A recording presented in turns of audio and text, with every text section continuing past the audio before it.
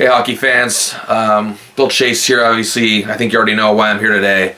Guy Lafleur, of course, the famous right winger for the Montreal Canadiens, has passed away at the age of 70. He had been sick for quite some time. Of course, this is coming just not so long after Mike Bossy's passing. And as a Montreal Canadiens fan, and growing up in a Habs-oriented family, with my father being a diehard fan, with my Uncle Tim being a diehard fan, and my grandmother to boot, this one hurts. From my dad alone, I heard the stories of two players growing up. I was born in 1983. I was born while Guy was still playing, but his time in Montreal was about to come to an end. But I heard about two players a lot growing up from him. Of course, his all-time favorite, Ken Dryden. The second was Guy Lafleur. My Uncle Tim thought Guy Lafleur was a rock star, just the way he was on that ice. Like just a rock and roll icon. The way he carried himself. And my grandmother loved him simply because he'd win us games. And, he was a movie star, the way he moved on the ice, the way his grace, his finesse, his success, all the accolades.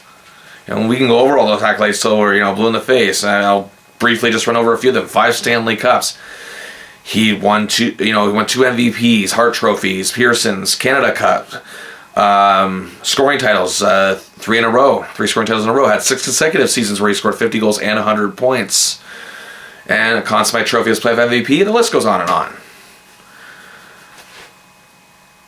So,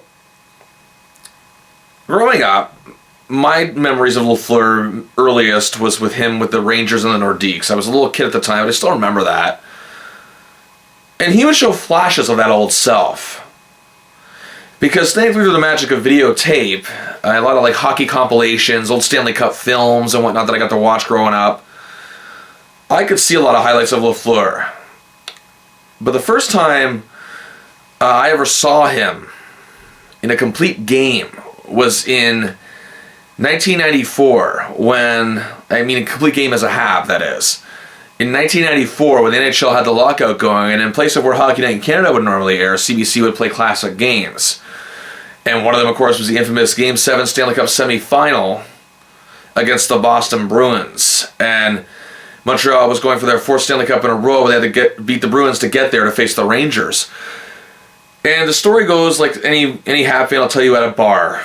You know what I mean? And I love it, though. I love those sort of stories. Montreal's down with 3:59 to go in the game. The Bruins take a too many men on the ice penalty not long after. So Montreal's on a power play. They're cool, they're calm, they're collected. And here's the thing. Montreal's backs are against the wall. Never like they had been before during this whole string of success. They'd never been on the verge of elimination with just, barely over a couple minutes to go. And there they are again, not buckling, not panicking. When you got Scotty Bowman coaching you, it's almost impossible to do. And Lafleur scores this magnificent goal a great setup by Jacques Lemaire, a man who he clicked with so well. Probably didn't click with anybody better than him. Maybe Peter Mahovlich. But still, those were the two.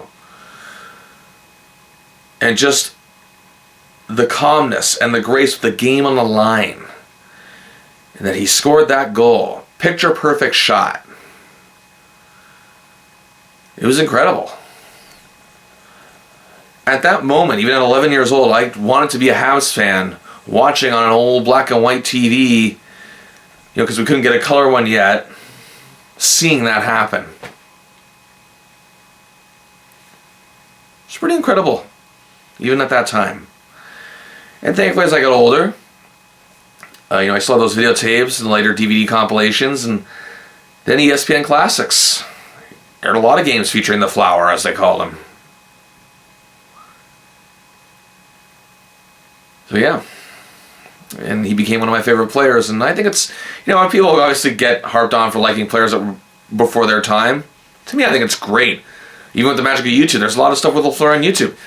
I think it's great that younger generations can now have easy access now, to these stars of the past and appreciate their efforts and what they had done. I would have loved to have seen, obviously Lafleur during the 70s, being old enough to remember it, but again, I feel the same way about the Rocket. I feel the same way about Gretzky during his earliest days with the Oilers. You know, again, I feel that way about a lot of players in a lot of sports.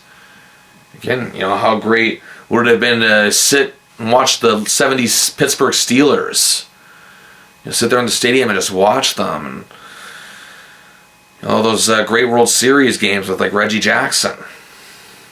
It could have been incredible. Or, you know, Bird and Johnson in the 80s.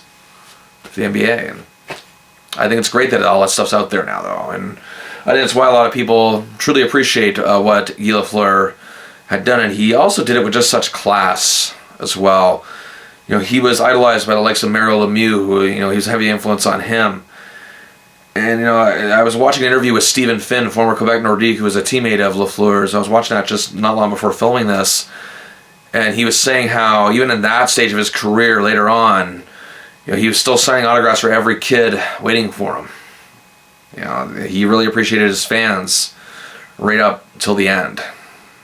You know, always that smile, that trademark smile that he had, never left him, it seemed. So today we raise our glasses to the flower, and Patrick Roy, who, for those of you who don't know, is my all-time favorite player, said something interesting today. Apparently, he was saying how he feels rather than a moment of silence, you know, people should be giving him a thunderous ovation, which, again, the crowd reactions to what Lafleur could do helped define his legacy, that aura of who he is. And I could see that logic, you know, and carrying that puck down the ice, Guy, you know, I see footage of those chants, even after he scores a goal, and it's incredible. It's truly incredible feeling. So I urge a lot of you out there to seek out Guy Lafleur on YouTube, see some of the stuff and the magic that he created, because believe me, you'll be very impressed. So until next time, please subscribe to the channel. You can find me on social media, and thank you all again for watching. Until next time, I'll see ya.